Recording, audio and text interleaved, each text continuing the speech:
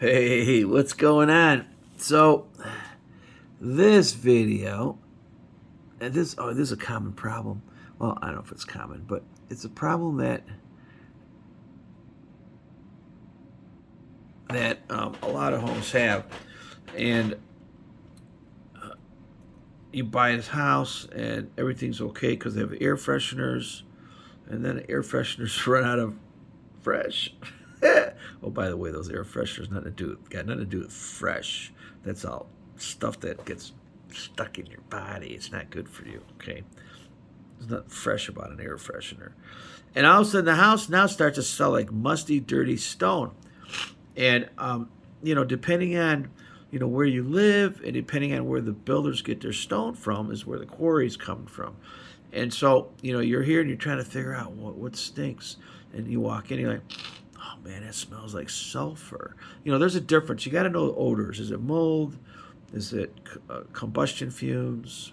Is it animals? Is it wildlife odor? Is it raccoon feces? Is it latrines in the attic? Is it old people? Is it urine? Cooking? Beware of the cooking smells, because they only cook when you're there, right? Chocolate chip cookies, and then you go in and ain't no chocolate chip cookie smell. Okay, be very careful. So this building here, I kind of knew it was stone because I've been doing this for like 40 years. Okay, I've done this a long time, and I was lucky because I knew the age of the building, so I knew where the stone quarry was, and I also knew that this quarry hit some sulfur, and you can never get to a quarry to check this, but you do a lot of cases, you start to figure stuff out. And so the stone wasn't washed properly because it costs a lot of money for these quarries to wash the stone. So, they say washed gravel. There's a reason for washed gravel when you order washed gravel. This stuff here, you'd order it, you'd pile it up, and you could smell it down the street. That's a problem, okay? Well, anyways, to make a long story short, they had windows, okay? And they opened all the windows all the time. And they had negative pressure because the heating system wasn't balanced. And of course, I did the whole inspection because it was a commercial, and you see the hole right there. What does that tell you? Something was blocked up. Somebody had to put a hole in there, right? And so basically, I did this. It was pretty simple. There's me. This is probably like 10, 20 years ago. And this is in a certain area. So I dug up some of the stone, and I smelled the stone. It smelled like the building. They had open windows. Okay, there's me smelling the stone, And so think about the stones also underneath the slab, and there's shrinkage cracks. And so if you had negative pressure, you would suck odors from the slab into the building. And if you open the windows, you'd have them outside because this area they had to build up with some coarse aggregate and fine aggregate, and it all came from this one quarry.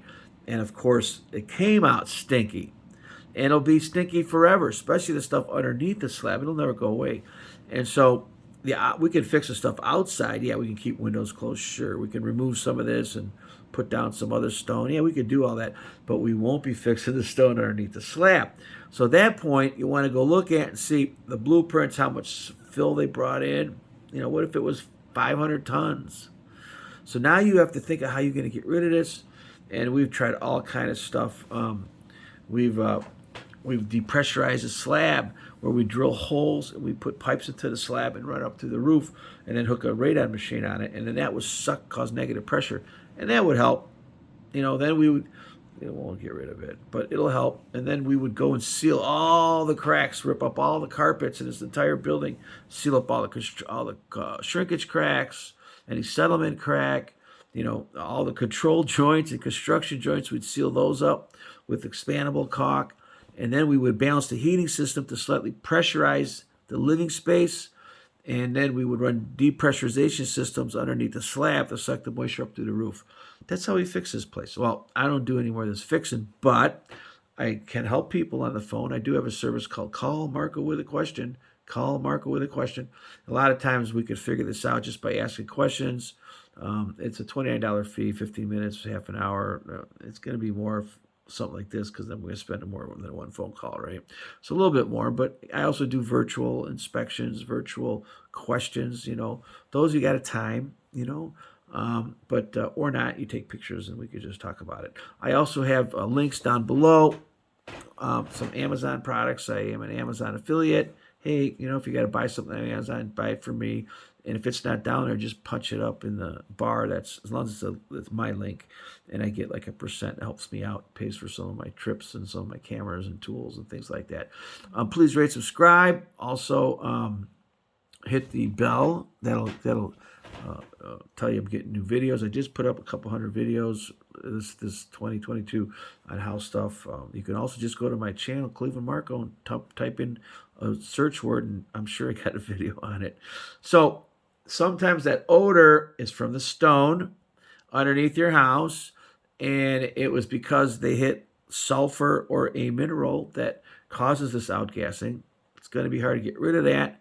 Not sure how to fix that, and I've never seen a successful lawsuit on this yet, at least for me. I'm sure some of you experts watching this have had expert cases on this, but I've had numerous cases. I'm not sure we ever won one of these because it's tough. It's tough. I did indicate some things you could try to do. So a lot of times the quarry brings you out stinky sand, stinky stone, stinky aggregate. Hey, thanks for coming on.